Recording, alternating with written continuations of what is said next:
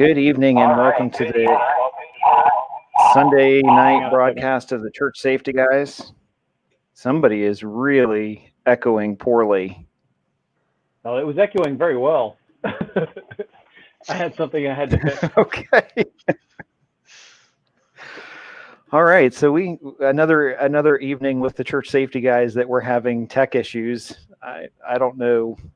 It seems, again, the internet, we've been having issues with it this evening. So, but if you're joining us, thanks for hanging out with us, and thanks for joining us. How are you guys doing tonight? Good, James. Hey, Paul. Yep, I've had a good day. Been a good day. Good day. My internet's been just over the weekend. Oh my goodness.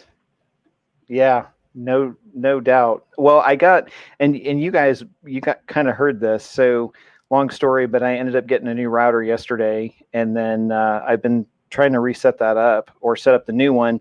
And of course, it was with AT&T, and AT&T said all you do is plug it in, and everything transfers over. And guess what? Not so much. Not so much. That's the difference between sales and support. There you go, for sure. So yeah, so absolutely. Hopefully, we've gotten some of the kinks worked out on that, at least on my end, since it live streams for me. So anyhow, for this evening, we're going to talk about a couple of different things, but we're going to talk about a little bit of the OODA loop. We've had folks ask us about that, and then we're going to talk about some other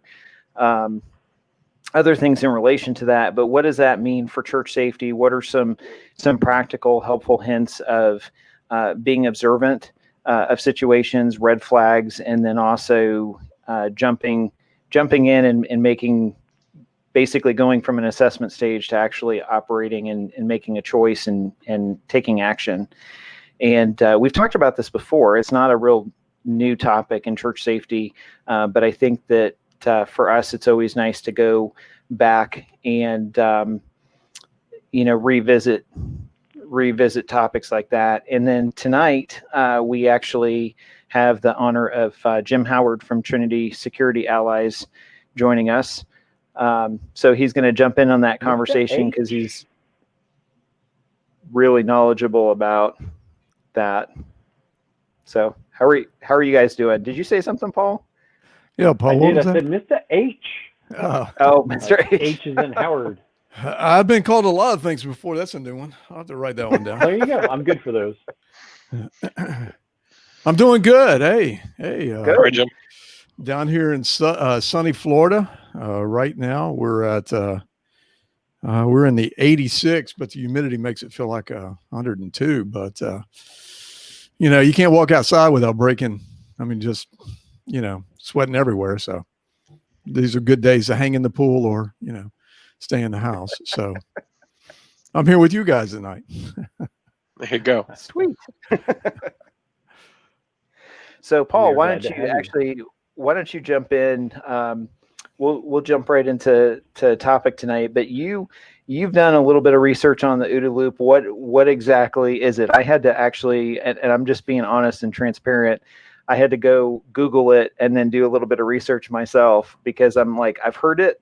I know people have asked me about it and referenced it, but I'm not as familiar with it. So I think we're probably going to pass the chart here. If we start at James, and then we go to me, and then we go to Mike, and then we go to Jim, you're going to go from getting your feet wet to diving with dive gear into the OODA loop. And then Jim brings an interesting perspective that we just got to hear about today about OODA and simplification. So I have a meat and potatoes knowledge to my assessment of OODA, of the OODA loop, and how I use it to either interrupt someone else's OODA loop or to tighten my own training and perspective down. So I look at it as, how can I interrupt somebody's OODA loop that needs their OODA loop interrupted? And how many babies can a helicopter have?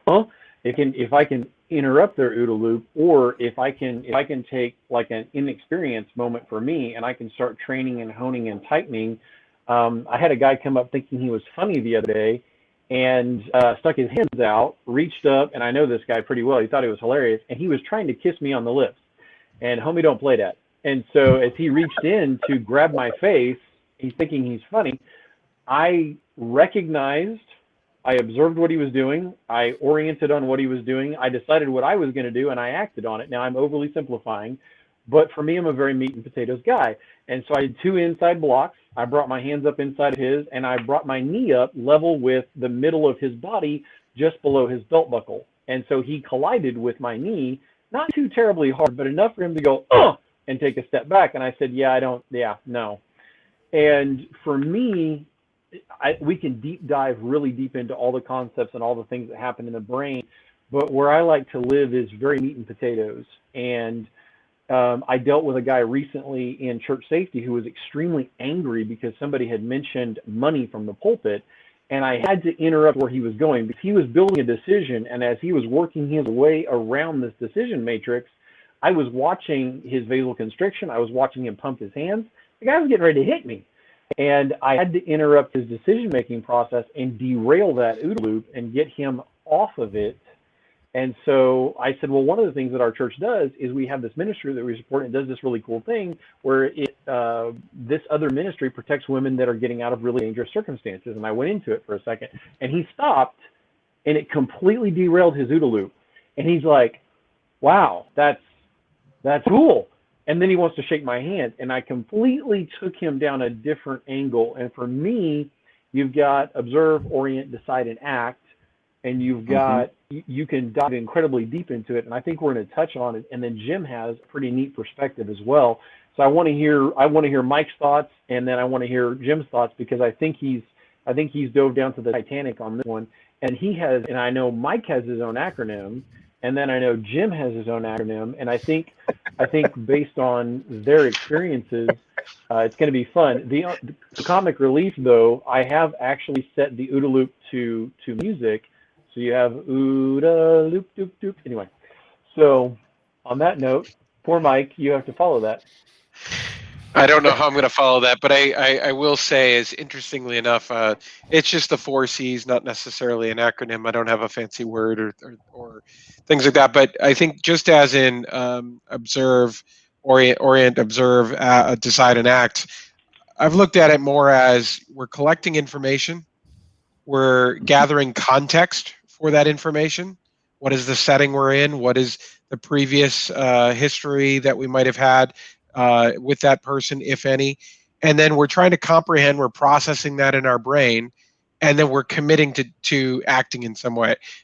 So for me, it's kind of 4 C's, a little bit different in that sense, but it's still a process. It's still based on kind of a way for your brain to go through and take in the inputs, determine what to do with it, and then create an output of some sort. And I'm just going to jump in here real quick because, again, like I said before, I'm just going to be perfectly honest. I had to Google it and kind of look at some of the things, but I think, honestly, I like, Mike, your version of the same thing better than the OODA loop itself. And part of the reason is if you pull it up, that was a compliment. I did compliment you there. Mark it. Mark the date. No, I need a Sharpie and write that on the wall. Part of the reason that I like yours better is because if you go through, and Jim was talking to us earlier today about this, but if you go through, the OODA loop stands for observe, orient, decide, and act. Okay, for those of you that aren't as familiar with the term, like I wasn't. But when you go through and you look at it, it is pushed in a lot of military circles, and I've heard of that reference being that I work for the military and that sort of thing. The thing that concerns me honestly about this, and I'm just being honest with you guys, is the orient. And the reason that orient concerns me is because if you look at the guiding factors for orient, we have cultural traditions, we have genetic heritage, new information, previous experience, and analysis and synthesis. And the thing that concerns me is when we start talking about cultural traditions and bringing that into the immediate factor, I think that can that can tend to make us have a bias towards certain things.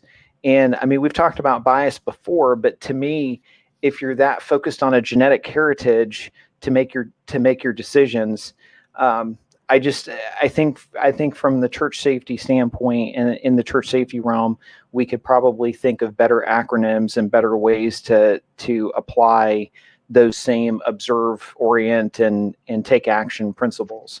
So that's kind of my 2 cents on it. But I'm going to throw it to Paul, and then we'll have Jim chime in on it. So I think this was interesting. I think it kind of surprised us when we were talking to Jim earlier, because he has his own acronym and some pretty neat reasons for it. And one of the things that I have been learning is there's only so many things that the brain can remember and store. And it seems like 3 is a good number under stress. And so I had actually thought about that a while ago with the OODA loop, that it's actually 4. And of course, we have to remember this comes out of like Korean War era fighter pilots. And I have, I mean, you've got like stop the bleed like techniques and like ABC, and you've got different things that go with it. And so I'm kind of interested to hear Jim's perspective, because you know he's seen this in the law enforcement side of things, and he was kind of laying out for us what James was explaining a minute ago. And so, guys, I think this is going to be fun, because I think a lot of what Jim's going to be talking with us about is going to be new material for not only us, but for many of you guys as well. So this is going to be one of these pops and popcorn, pull up a chair and dive in. So without further ado, let's turn it over to our man on the scene in Florida. Wow. Is my head still in the camera? I mean, after Paul's description there, man, it got, inflated. Okay. I really wanted to go back and talk about what happened to Paul. Okay. Guy comes in to give you a kiss. Now, if you're doing the OODA loop, you observe this guy coming towards you, getting ready to lay one on you. Now, if you orient, you got to think what your cultural tradition is, because maybe his tradition is that he kisses people on the cheek. Now, you just need him in the groin. So you've totally, now there's a tribal war going on that, you kind of need to walk through this here. Look, James, I appreciate you saying that you went out and took a look at it, because like I said, when you get into it, it is a look, let me put it in a simpler term as far as the OODA loop was kind of designed for. It was to know your enemy. Okay. That was the whole thing behind it. You needed to know what you were going up against when you went into, okay, it was designed by fighter pilots. Okay. This is Korean War era. They're fighting MiGs, they're flying Phantoms. What is my weakness? What is my strength? What is their weakness? What is their strength? I remember reading about the Israeli Mossad. I hope I got that right. Their secret police. They would teach you that a person pointing a revolver at you, if they pull the trigger, mostly shoots to the right or your left, so you can move this way and get out of the way. Way too much thinking there, I mean, get the heck out of Dodge, move.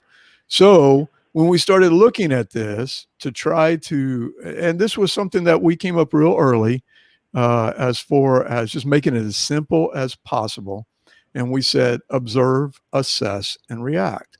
Now we teach people about the baseline. Let's set up the baseline. What is your baseline? Everybody knows what the baseline is. And so as you're observing, you're watching for anomalies. And so when you would see one of these anomalies, then you would observe it. You would assess it. Is it an immediate threat? We got to respond. Go to it. Let's get going. If it's something out of the ordinary, as I said, we're Come As You Are church, and I got a guy with flip-flops, swimming trunks, and a tank top on. We're not that far from the beach, but we're not at the beach, and we don't have showers. So, it's a little out of place. So how do you react? I mean, observe, assess, and then you react. So my reaction at this point in time was to walk over and just talk to the guy. I've never seen you before. Hey, my name's Jim Howard. Welcome to our church. I don't know that I've ever seen you here.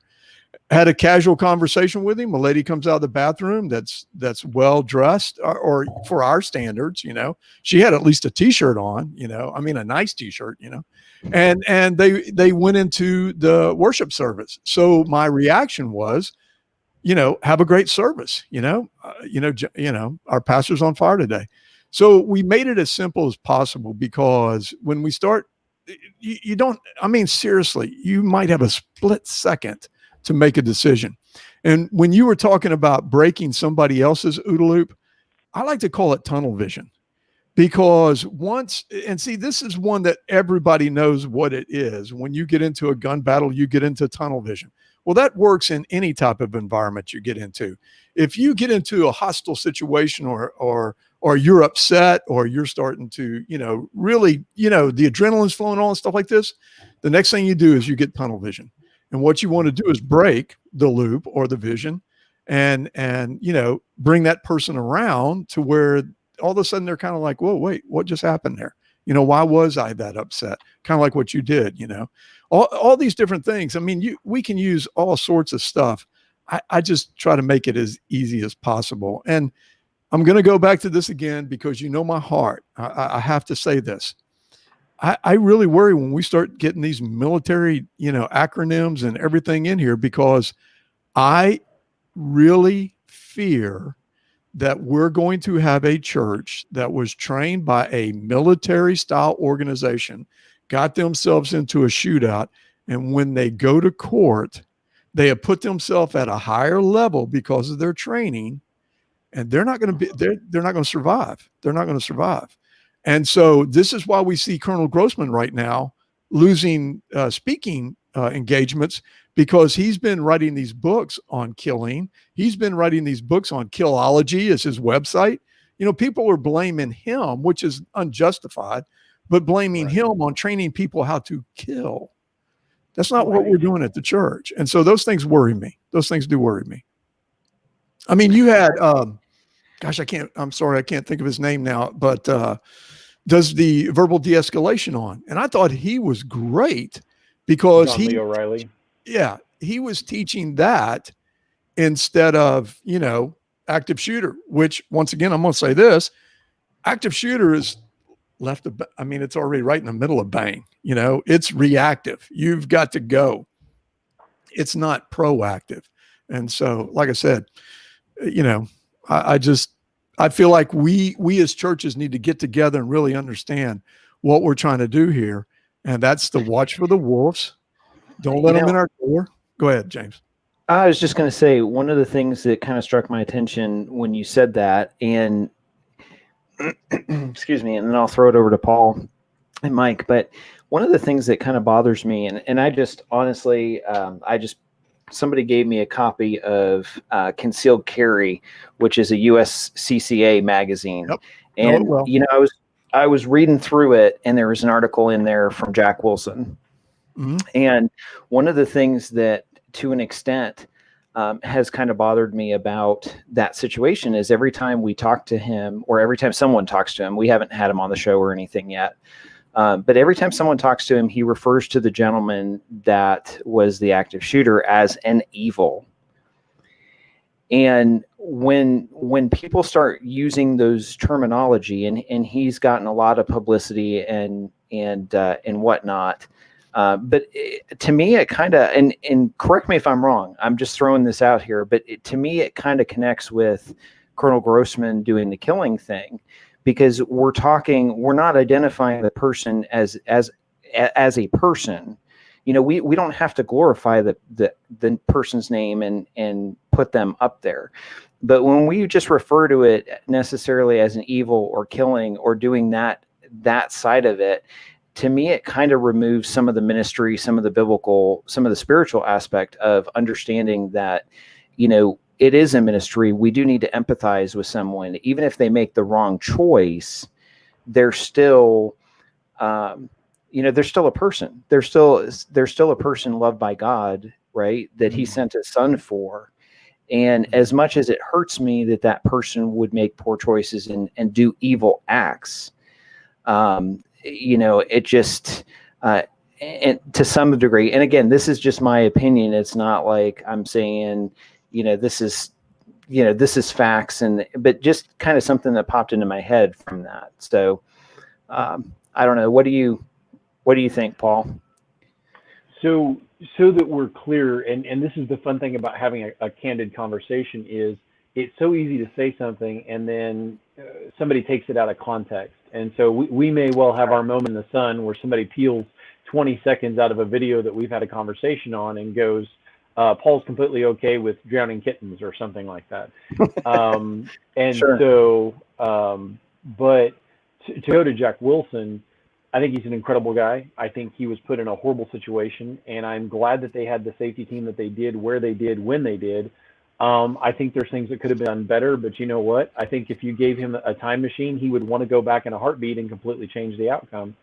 So I don't think he's a bad guy, and I'm not going to criticize him, but I think it's a way that he copes with taking a human life, and I think he'd be the first one to say, because I remember one of the very first interviews when he said, "I killed an evil," and I believe that was his exact quote, that is where he categorized it in his mind. That's the box that he put that in order to handle taking a human life, and that dovetails so perfectly with what Colonel Grossman teaches, because he's teaching these are the psychological effects that happen to you when you harm or kill a person. And I've heard him speak. I have absorbed just about every video that's out there on the internet of him talking. And I've read the vast majority of his material. And it's really good material because he deep dives into the dark parts of the mind that most people go, I don't know that I want to know about. And it's incredibly valuable because as a culture, we need to understand what happens when we send soldiers and policemen out to protect us.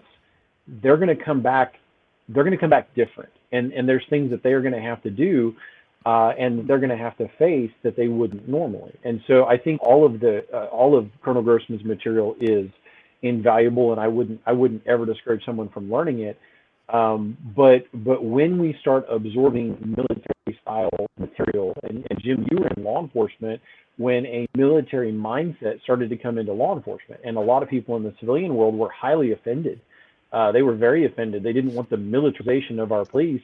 And I had to smile and go back to World War II when in many cities, the vast majority of policemen were veterans who fought in both theaters of that conflict. And I had to kind of giggle but it was perceived as being the militarization of our police. And then I want to jump over to a third thing, which is, for me, one of the most powerful things that studying the OODA loop taught me. I think this is something I'd love to have Mike talk about, and then I'd love to have Jim talk about. I understand these are three totally separate things, but I want to shorten my OODA loop. I want to train to the point that under stress, my brain doesn't go, I've never been here. I ended up in a situation at the aftermath of an active shooting, right as it had just happened, where I was told to guard a police officer while he applied medical care to a wounded guy that was going to die. And I had a weapon at my side, and I was watching and covering him in that moment, and I was deeply honored to do so. But the last thing that was going through my mind at that moment would have been, gee, I wish I hadn't trained as much for this, or gee, I wish I didn't have 2 backup magazines on me, or gee, I wish I wasn't wearing this bulletproof vest. And I think that's one of the things about the OODA loop is, and whether it's or quadruple C or whether it's the OODA loop or whatever, I think if we can understand how our brain works under stress and how we can train to shorten that decision-making process so that we're doing it faster and more efficiently, at that point under stress, tenths of seconds can matter. And, Jim, you were talking about that. When this person emerged at that scene, they had an empty right hand and they had a phone in their left hand. They have a large black object next to their head. So I turned to the officer and I said his name, and I'm over here and I'm watching. I hear sirens screaming in. He's on a PA. He's got his hand on a rifle. He's going back and forth, and he's multitasking in a high-stress environment because he has to. There's nobody else on scene that's a commissioned officer. And I said, brother, I see an empty right hand, and I see a left hand on a phone. And he said, he's like, copy, brother, I see that too. Thank you. Because he knew what I was saying was, at this level of stress, with this level of urgency, with someone who's already been shot on scene, are you seeing what I'm seeing? And he appreciated that. And I think if we can get our brains, wrap our minds around how we can make that decision-making process faster and more efficient, I think we're all served better. And then I'll toss it up to Mike. I think, Paul, what you're getting at, some of that there is getting our mind to rehearse and go through different scenarios so that our body can respond more accurately in the stress of the situation. So I think that stress inoculation, that I think John Riley certainly shows some of that in the videos. I think Jim, you talking about it in your video with the target practice and so forth that you use. I'm going to butcher the name. Throw it out for me, Jim. Laser shot. There you go. Thank you. I was brain fart right there. But ultimately, those sorts of situations where you're truly putting your mind through real like scenarios so that the stress is up, your heart rate is up, the comfortability of, oh, we're just running through another thing at our quarterly meeting, at our safety team meeting that you made me go to. No, you're actually trying to make your brain get used to some of these situations so that you can have a proper response, so that the body doesn't freeze, so that the body will respond when you want to tell it to act, and you're going to try to actually commit to that action and follow through. Well, okay. I got a couple of things because Paul did this 1, 2, 3. So I'm going to start this. I did.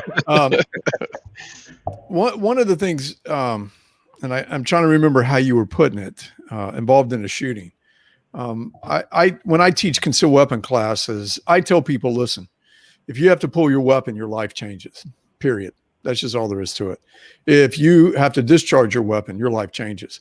I had an opportunity, and Mike was at the fundraiser, but I went over to Stephen Williford because Stephen had come to me, and I don't want to tell everything, but he had come to me and kind of unloaded on me. And this was when I first met him, and I was like taken back by it because I'd never met this guy before. But I felt like God had placed something on his heart and my heart. And so that night, this was on Saturday, and the fundraiser was on Sunday. That night, when I was praying about it, he kept coming into my mind about what he had talked to me about. So the next day, after the fundraiser was over, I was going to get up with Mike, and I went to Stephen and I said, "Can I have 2 minutes of your time? I'm just curious here." And so we started talking, and I'm not going to go through the whole thing, but to boil it down to the basics, he wishes it could go back to the way it was. It never does. It never will. And I don't think a lot of people understand that. And when Grossman talks about his killing, on killing, because I've read his book. I mean, I've read like you're talking about. I just got finished with Sutherland Springs, a book on Sutherland Springs. 2 weeks ago, I got finished with Columbine. I mean, I read these books that come across my desk, and I learned so much from it. Mindhunter, good gosh, the FBI, scientific behavioral group. Oh my gosh. But the behavioral science, because it's BS. Yes. But when you really seriously talk about it, you should be telling these people that if you are ever involved in something like this, your life changes. Now, second thing, I like the way you talked about shorten it. Okay. But I think one of the things that we need to start doing in this, and Mike, you kind of brought it up a little bit, is anticipation. What could go wrong? What am I missing here? One of the scenarios that we do is done to where there is a felony in progress right in front of you. This is one that we put together, that when we put people in front of it, there is a felony that just happened in front of you. But yet most normal churchgoers would never know it, would not even have a clue. But because you're now right in the middle of a felony in progress, what is the best way to get out of this? Get your butt out of there. Take a step away from this. Become a great witness. Don't stand there and try to communicate with this person because he has just committed a felony in front of you, and it could turn bad quickly. And it does. It does. So these are the things that we're trying to teach, just like what we're talking about, anticipating what could happen. If when we walk into a situation, if we're not starting to, Paul, you talked about it. This guy's upset. You're seeing that it's starting to go south. You see the tensing up. You see the hands. All these things are things that we start to, zero in on. But here's where we run into a problem. Now we have tunnel vision. Now we've gotten tunnel vision because we're paying attention to the guy in front of us when in actuality, and this is another one that we wrote. You got another threat right over here and you don't even see it. And so, we have to understand there's so much preparation that has to go into this. And we as church goers, I'm talking about the average church goer okay, here's my safety team. I got a guy that works at a military a think tank group, designing missiles and things like that. Do you think he knows street justice or street? No, he unless they're firing a missile at him or he's trying to deploy a missile, he's no good to me at all. But I have a guy that works at Ruth Eckerd Hall, which is one of our theaters, and he's a production manager. So he deals with people a lot. So he reads people well. So he's good for me because when he's standing talking to somebody, he reads them better than the guy from Rockwell who's shooting a missile at somebody 100 miles away, So when we're training this, I really think that we need to listen. I could not give Grossman's book to any of my guys and ask them to read it. Like I said, unless they're going to put it at the nightstand at nighttime and use it to help them fall asleep because it's too deep. Oh my gosh, it's incredibly deep. When you get into talking about these reactions and all the things that he was talking about, I was like, I'm trying to hold on, and so I refer to us as the wild, wild west. Okay. We're the wagon train going across to the west. Everybody inside the wagon train is farmers, cattlemen, horseshoe guys. I mean, the whole thing. But when the Indians attacked, they did what they knew best. They drew the wagons in a circle. They protected the people inside. They didn't go after them when they rode away. They didn't say, hey, come on, posse, let's go. No, they checked and made sure everybody was okay and then went to the next step.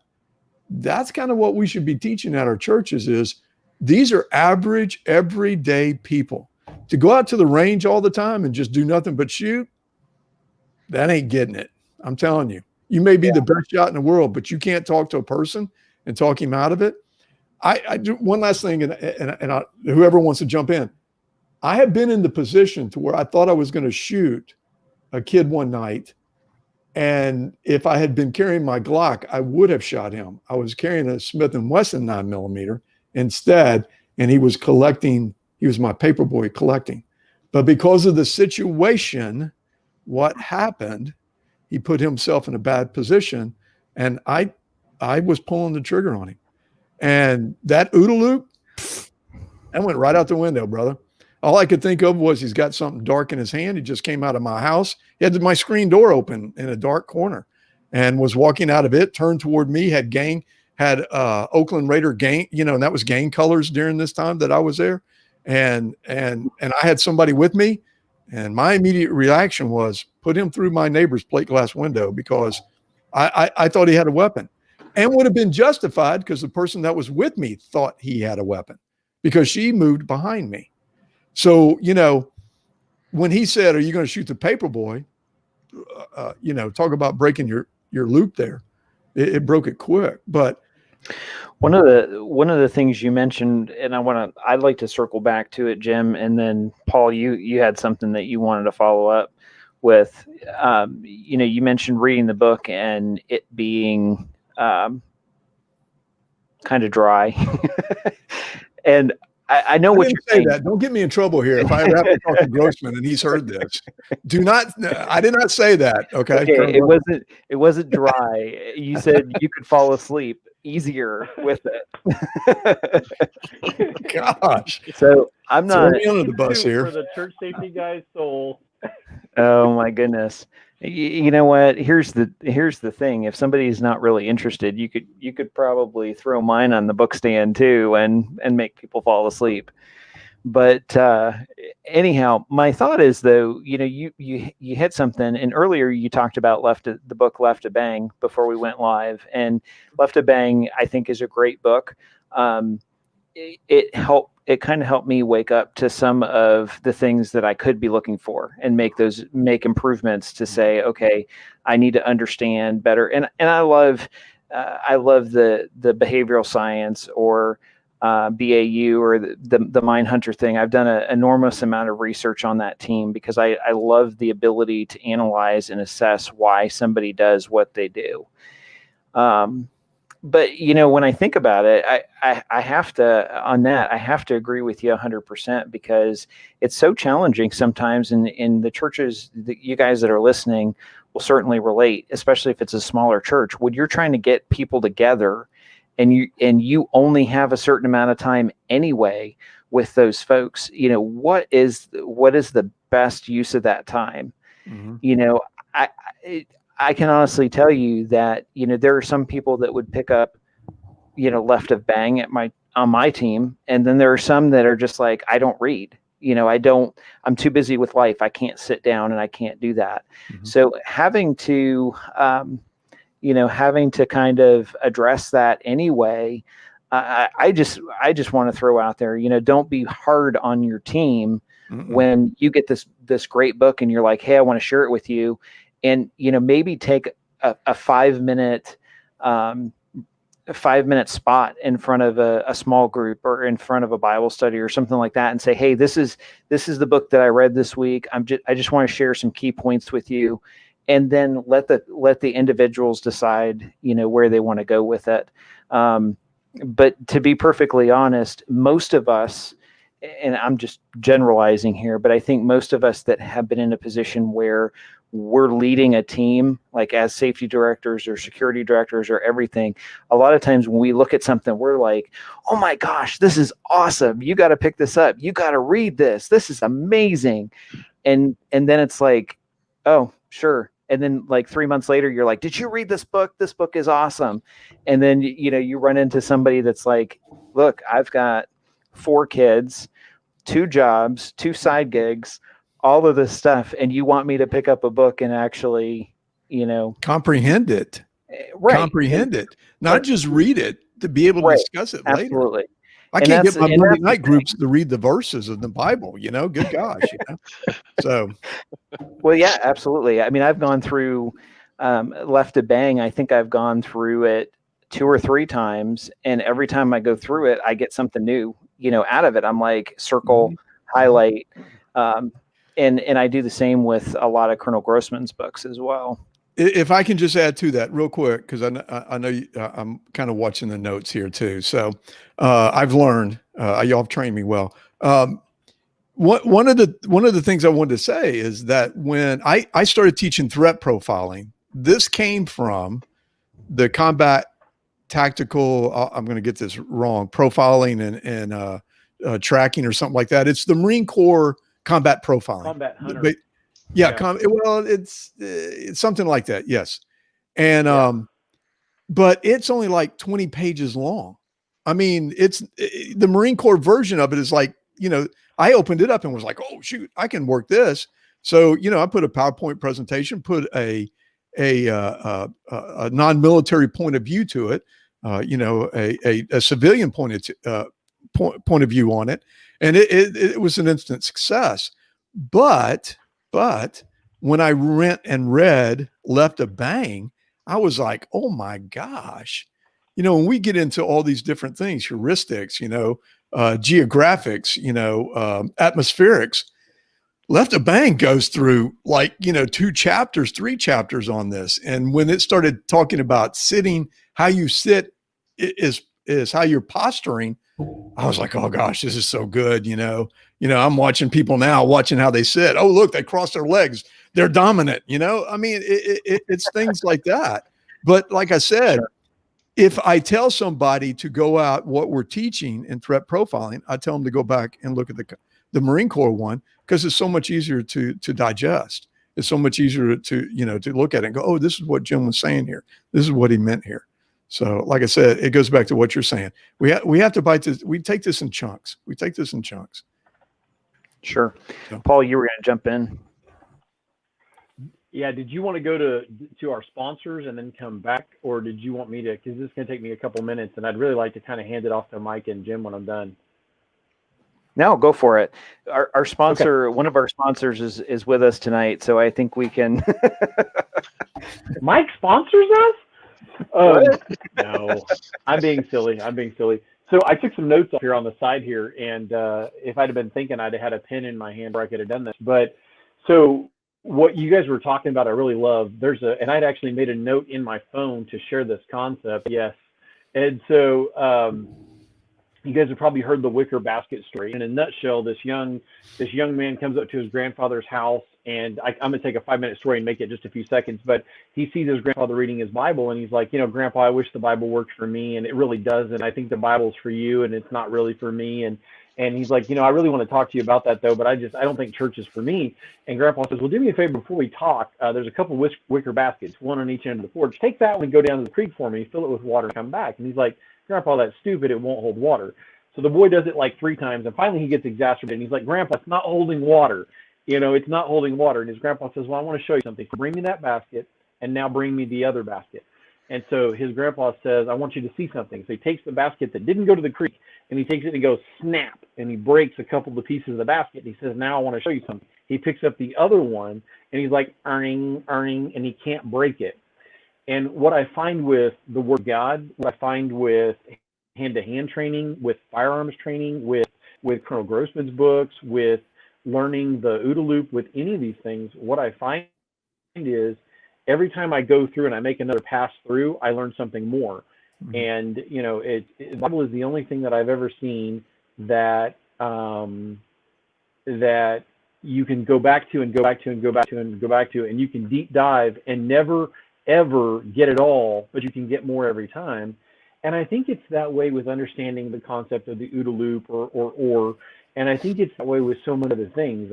I've taken the same Intro to Defensive Pistol class. This guy right here, I've taken Alvin Bowen's Intro to Defensive Pistol with TriPoint Tactical. I've taken it 6 or 7 times over the last several years. I'll take it once a year or so, and amongst many other classes. And I find that I get something new out of it every time I take that class. And it's not that Alvin's teaching something different. It's that Paul Buckner's brain is able to absorb that other detail. They call it drinking from the fire hose. And I'm going to throw some love your way, Mike. You encapsulated something for me. You said we can't come out of COVID the way we went in. And so I am always trying to learn and absorb, and it's like drinking from the fire hose, but I'm finding I'm changed by it. And then, so we talked about that, Colonel Grossman's. I'm a real meat and potatoes guy, but one of the things that I love is the concept of a blade. You've got the edge of the blade, and then you've got all the weight behind it, and it has reasons that the blade is made the way it is, so it doesn't snap under the pressure, but it can push through the piece of meat or the piece of wood. If you're whittling a piece of wood, you're cutting an apple. That blade, it's hard. If it's too hard, it'll snap. If it's too soft, it won't hold an edge. And you have to have that complete blade. And I think a lot of times we put too much emphasis on different things about the blade, how big it is, or how light it is, or how sharp it is. And really, it's how good are we with that blade, and are we continuing to practice with it, and are we continuing to sharpen that blade to get better? And if that blade is our mind, back to what you were talking about, Jim, is in those moments, and really to what you were talking about, Mike, is under that stress, because literally the Lord has blessed me. I'm a unicorn. I've been put into situations as non-law enforcement. I've pitted a vehicle and put it into a tree to protect a loved one. I'm a unicorn. I don't know anybody in the private world who's not law enforcement that has done that. And I had a law enforcement officer turn to me. He goes, "Dude, I've been a cop for like 7 years and I haven't pitted anybody." And it was justified. I mean, I was completely cleared. But that training and that study and that going back through that wash and rinse cycle, that continuing to learn, whether it's James talking about going through Colonel Grossman's book several times. I think I've been through Left of Bang and When Violence is the Answer about 3 times a piece. And it's about that for Colonel Grossman's On Killing and On Combat. And I swear somebody sneaks into my house and they put something extra in those books every time I go to read them. So anyway, I'm going to lob it up and let either one of you guys have it. I'll jump in quick, and I think that's great, and I appreciate the mention there, Paul. But that's kind of something I've internalized right from the beginning, and not just COVID kind of made it clearer in the sense of saying we have a new season, there's a lot of chaos, but the idea is that we're also being given an opportunity to have more time on our hands to invest that time in different ways because we're not going out as much, because I'm not stuck in a commute a half hour a day. So it was this attitude of saying, how can I change myself so that coming out the other end, there's something better. And to that same extent, I'll say is what I've started to do with like podcasts, for example. If there's a really good podcast and I got a lot of gold out of it, well, the podcast player will tend to mark it as played. Well, if I really like that one and I know it brought something of value to me, I'll go back and mark it as unplayed just so that I go back to it later. So I've literally been doing a second pass on some of these because of exactly what you said. We are not the same people when we go back. I mean, the three of us, the four of us, we're not the same people as the first time we were ever on this broadcast. We're different. We've changed, we've leveled up, we've gained additional knowledge, and each time we go through and add knowledge with that context, I'll go back to one of my C's, we're able to comprehend it in ways we weren't equipped to do so before. For sure. Jim, I know your time is valuable. Yeah. I just want to give you an out real quick if you sure. To wrap up. I kind of wanted to finish up with this. Sure. I think, James, you were the one that was talking about that, and I was talking about it, that we have people that come and want to be a part of the safety team, but yet it's not in them. Okay. I mean, they want to be a part. They're good observers and things like that. And I think that this is really important why we have groups like what we have right here, this melting pot and this learning process that we're using, because we really truly need to be the leaders in our group. We need to be the ones that step up. Picture it this way, and I don't want to insult anybody, and I hope they don't take it that way, but we need our shepherds as far as our team. And we need the sheepdog the sheepdogs that we need to help us with the team, because the dog doesn't process. The dog sees something that it sees as dangerous and goes after it. Doesn't even, doesn't have the second thought. It immediately reacts. And this is because of its, what it's all about. I mean, what the dog is all about. Like I said, I'm not trying to say this the wrong way, but shepherds are the one that control them. And shepherds are the ones that go kind of like, whoa, wait a minute here. Let's not overreact here. Let's make sure that we, when I free myself up so that my guys can call me so that I can come over and give them a second opinion. It doesn't have anything to do with me thinking I'm better than they are. It's just that I have been through so much.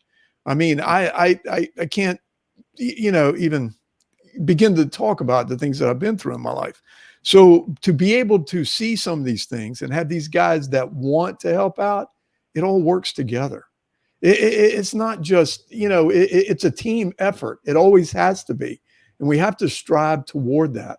Given a guy that has 4 kids, the Left of Bang book, he's not going to read it. And even if he does read it because he's being nice to you, it's like you said, he's going to cruise through it and say, yeah, I finished it. The guy that gave me the On Killing book and said, hey, I want you to read this book because I thought it was pretty cool. I went to him and said, did you read it? And he goes, no, but I just thought it was pretty cool. Really? Here I wanted to have a conversation with him and he's never read it, So we continue what we need to do. Christ has put us in these positions to do exactly what we're doing right now. And never forget that. Never forget that. But always lift up your team members. Always lift up your church. Always put them above. We're here to serve. That's what we're here for. And we're here to expand the kingdom of God. So, gentlemen, I got to cut. I got to go. I got to get ready for my Facebook Live. If you get a chance, come on over. I'll be there, So, but thanks for having me on. I really appreciate it. Thanks, Jim. And we'll talk soon. Thank you for being on.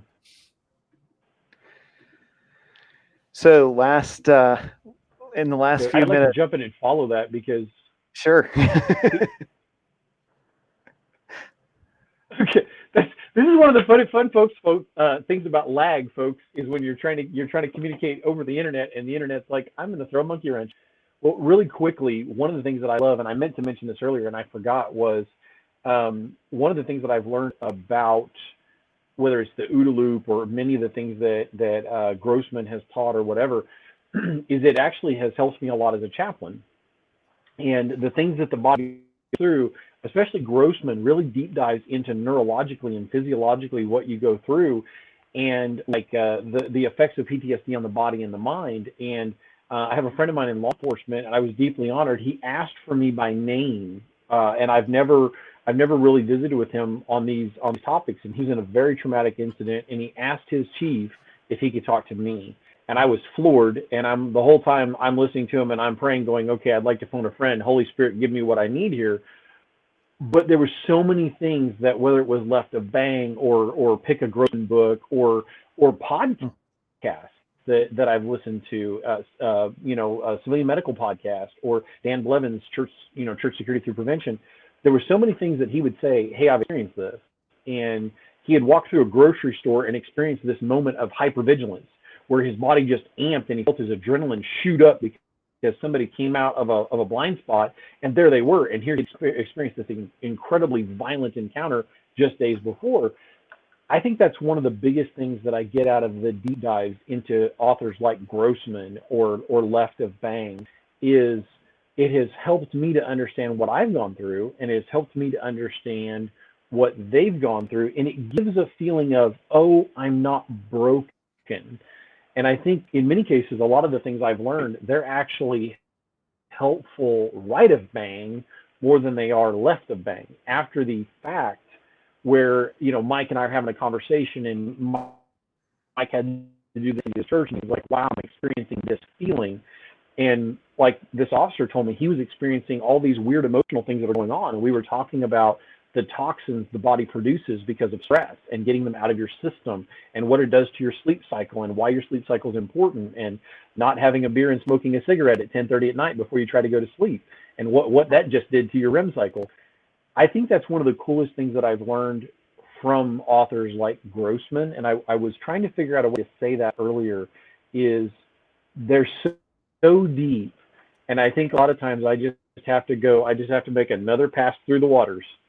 So, James? Well, and to follow that up just a tad, the thing that pops into my mind is there's so many resources out there, and so much information and so much stuff that's available. I look at it as kind of like this pie, right? So you can divide it. You can have this portion, this piece of this topic, or this portion of this topic, or you almost, well, maybe a buffet is better. I haven't eaten dinner yet, so that's why I keep going to the food analogies. But with that, you have the ability, whether it's you or your team, for those of you that are watching this, you have the ability to train on the topic that you want to train on. So whether it's listening to a podcast that's beneficial, read a book. I mean, really the emphasis here that I'm trying to make is just do something. Listen to a podcast, pick up a book, read a couple chapters. I mean, we'd love if you picked up one of our books, but still, you have options and content and far more things to train in the topics that you want to train in than ever before. So take advantage of that. I think to jump on that is that as leaders, I think it's our opportunity to recognize where each team member is in their walk, in their journey, both in faith as well as their placement on our teams. And I think the idea is not just to reach their mind, to reach their heart, to make sure they're there for the right reasons, but to equip them. So understand their personal learning style, understand what they do and do not have time for. And I think we said how just saying, hey, here's a great book, that's a great recommendation, but that may not work for that person. So I think if we as leaders can keep track of where our team members are and try to lead them towards resources that will help them level up for where they are, that's the most important thing we can do. Yes, we can invite the masses, our whole team, to an event. Yes, we can bring them into a regular training or down to the range or a medical certification or whatever it might be.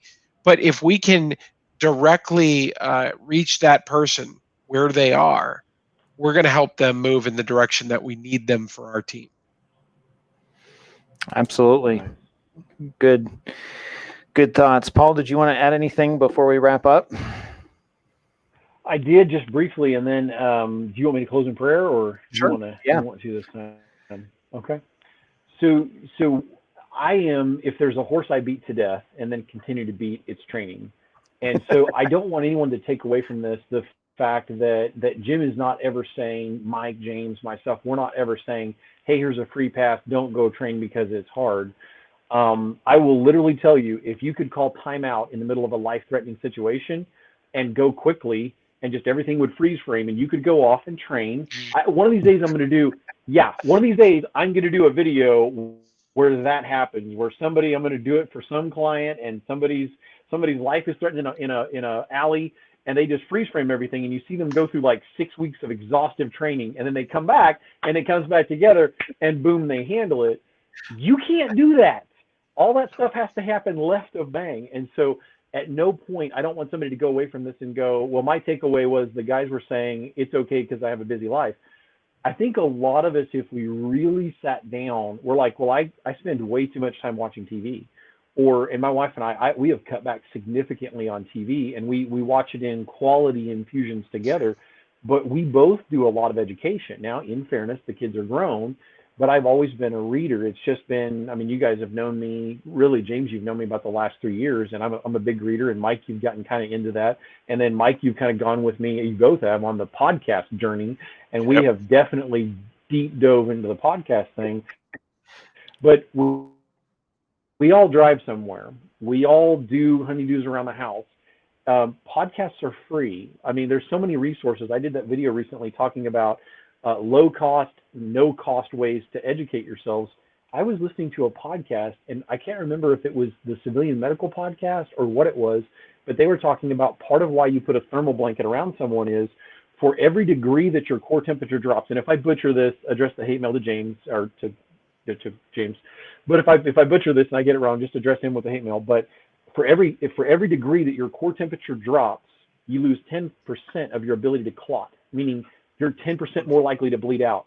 And so I don't know about you, but I want to keep all the red Kool-Aid in here.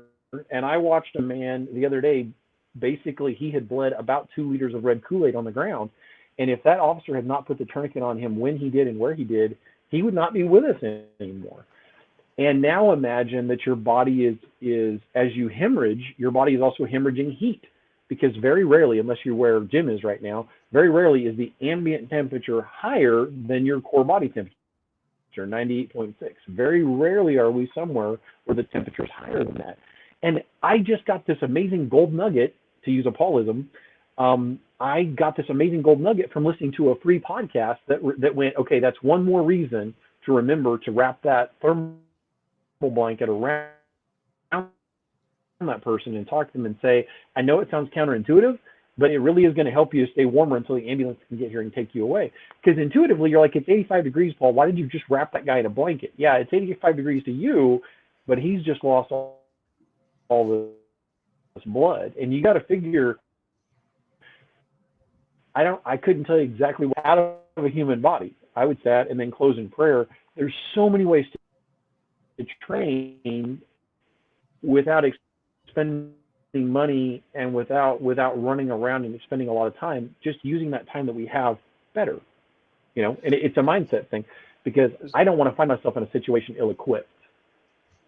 So real quick, I'm just gonna Go for it, because you were kind of glitchy there, so I'm not sure on the recording, on the playback, how you're going to come through, but I'm just going to say real quick, we had a question, how do you recommend training with churches shut down?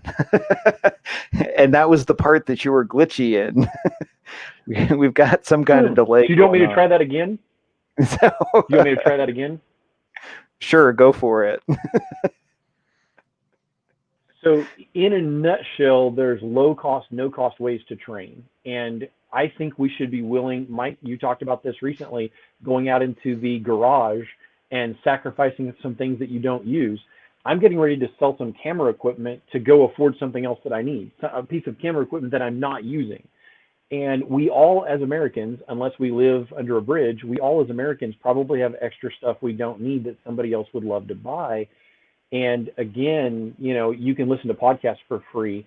and you can glean things from them. There's all kinds of books you can read. I pick up copies of books for $4 and $5 with free shipping. And then between the podcast and the videos that people have out there for free, and I'm just going to tell you, when we bring guests on this show, we should all be taking notes, because the Jim Howards and the Simons and the John Lee O'Reillys, we should be popping popcorn and treating this like a class, and literally sitting here taking notes, because they're dropping knowledge on us. And then we shouldn't be afraid to spend money. I'm going to go sell this piece of camera equipment, probably get $120 out of it, and that's a class. Depending on the topic, depending on the class, that's a class. And I think we need to be willing to sacrifice that, because again, to go back to that analogy that probably glitched, you can't press pause in the middle of a life or death situation and go, can I please take 6 weeks? Can I be excused and take 6 weeks and train right now? Won't happen. Can't happen. Did that come through? We're not a computer. We're not a computer. We can just download the update to the app and be good to go. Yeah. I know Kung Fu. So little Matrix comment there.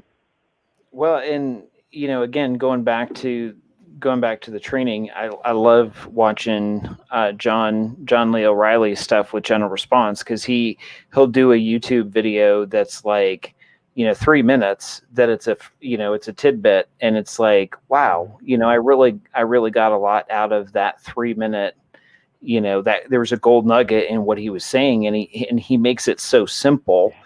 But one of the things John says a lot is, you can't get true de-escalation training from watching a YouTube video. And I love that, because you can gain information about something, but when it comes down to it, when you're actually specifically trying to apply what you've learned, you almost always need an extra person. You almost always need someone else to help you with that. So, I mean, if you're in a situation where there's a few folks in your church that, maybe they're okay with doing socially distant things together. I mean, I can stand 6 feet from somebody when I'm at the firing range, but I can still stay up on my skills, but still have fun and still stay fresh. And, I was teaching a gun class today, and it came back up, muscle memory, right? We talk about that.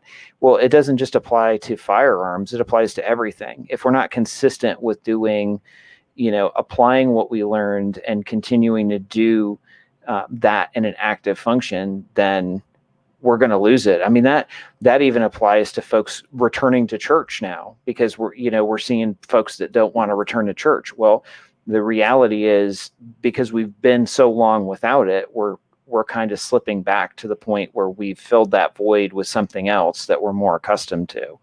So that's the thing. Honestly, I think even beyond training, it's more like how do you drive the interest and drive people on your team to continue to have a learning attitude, a training attitude, that semper disciplina attitude, even when, we're not actively serving. So, I think but it with rubs that, off.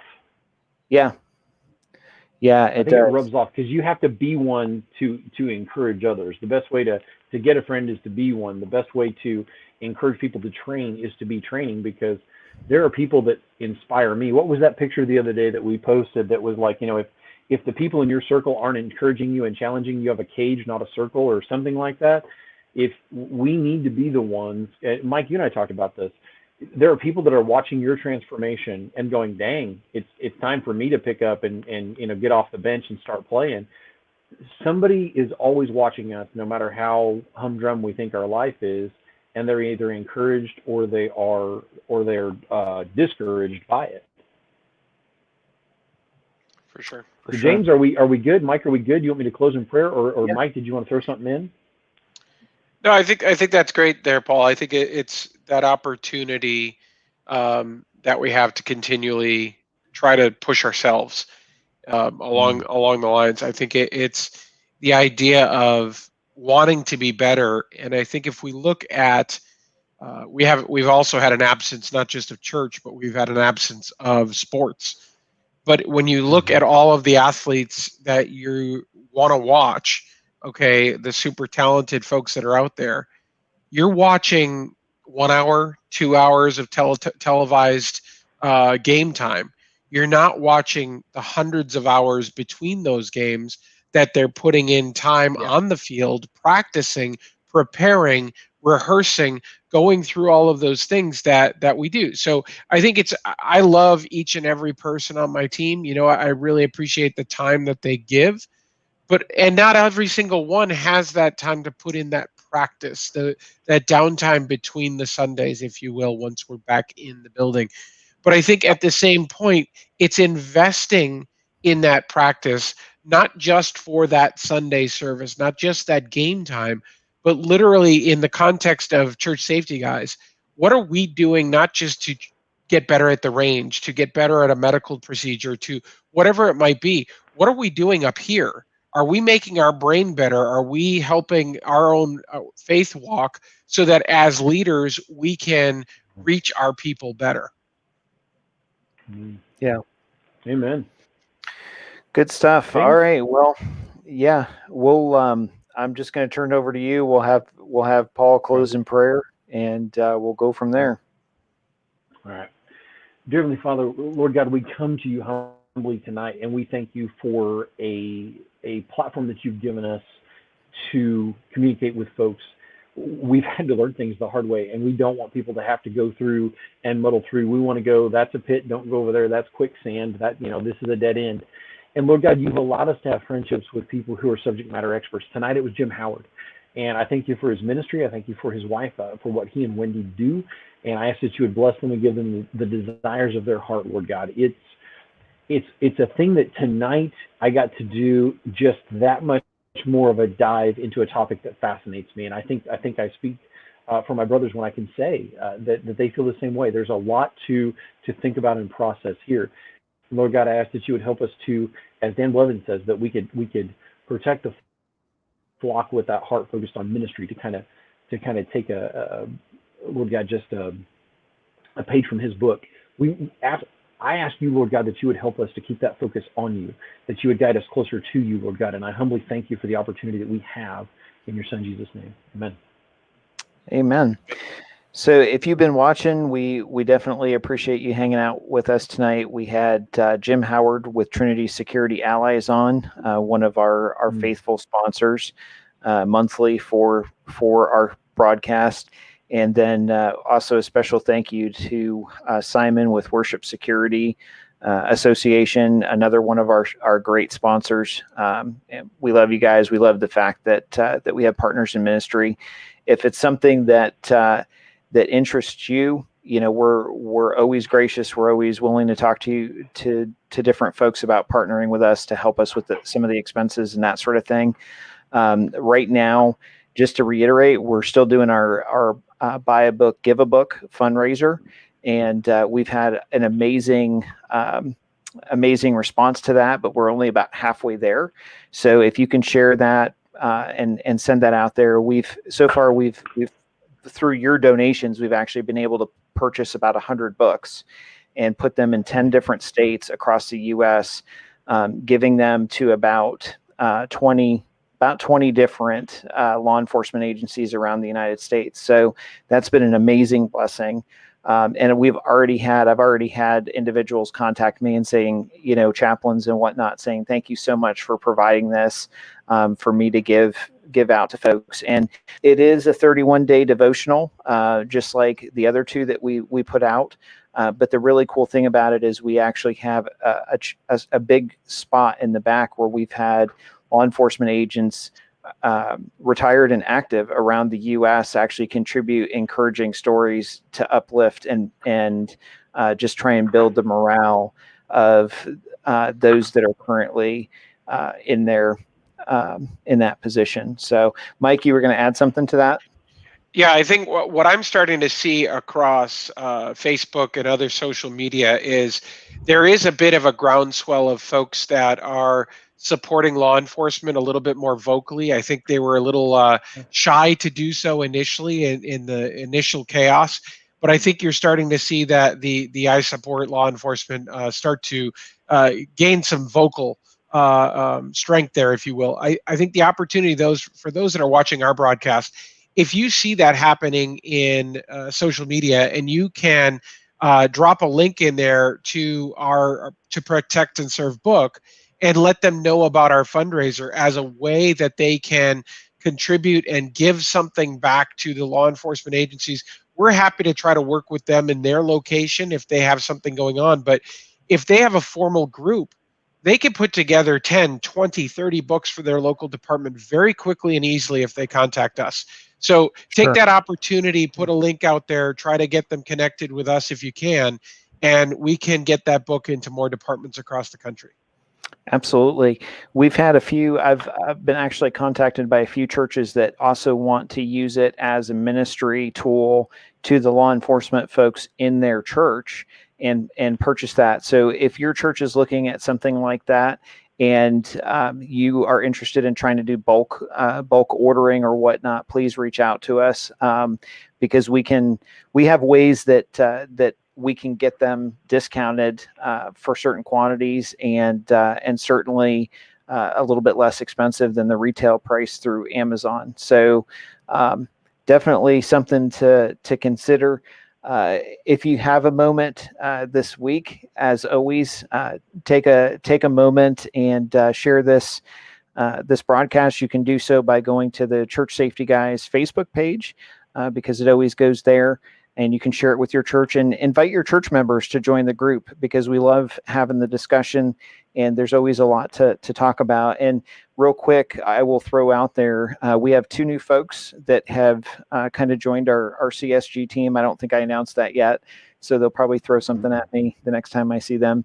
But Jason LeBlanc is actually helping us with creative stuff. And then Emily Davis is helping us with some of the admin stuff for the groups and stuff. So you may see both of their names pop up through the group from time to time. I know Emily has been posting stuff and asking questions and throwing stuff out there. So she and her husband serve at my church on the leadership team. And so they're great folks. And Jason does a great job with creative stuff as well. So definitely take a look at that. And like Mike posted earlier, if you have a chance, take a look at our YouTube stream. You can click on subscribe on that. And then anytime we put something new over there, you'll get an alert on that.